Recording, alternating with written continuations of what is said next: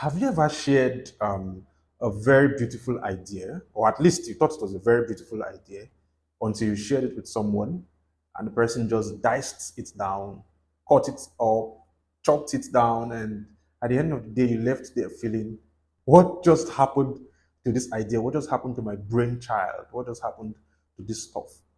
And you just shelved that idea, you just put it in. And then some years later, you pick up that idea again, and something in you begins to say, this idea was not a bad idea.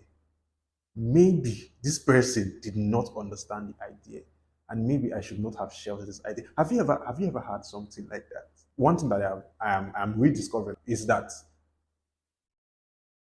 persons respond to things, people respond based on the level of their sight, based on the level of their knowledge, based on what they know, based on their own experience. That's really what it is.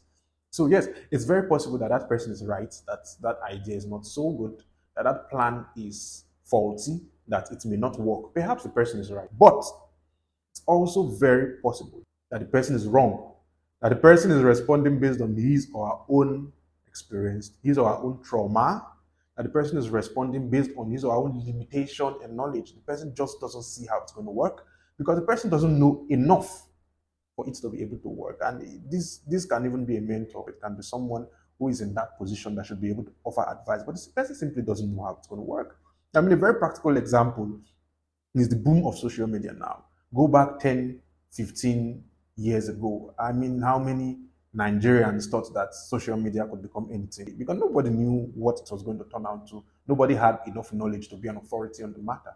So when you put your ideas out there, you have to be careful about who you're putting it to and what the person has, and whether the person has enough to be able to speak, whether the person has enough to be able to say something about what it is that you're giving to the person. And in the reverse, when ideas are put to you, when something is brought to your desk, you should also be careful as to whether you have enough to speak authoritatively, speak convincingly, or speak in any manner whatsoever on that subject. I mean, there's really nothing wrong in saying, I don't know.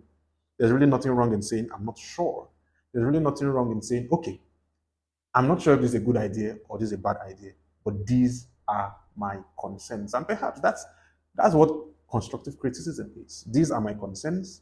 These are things I think may be a challenge. These are things I think you might need to work on rather than saying no or yes when you are not sure of which side you should take.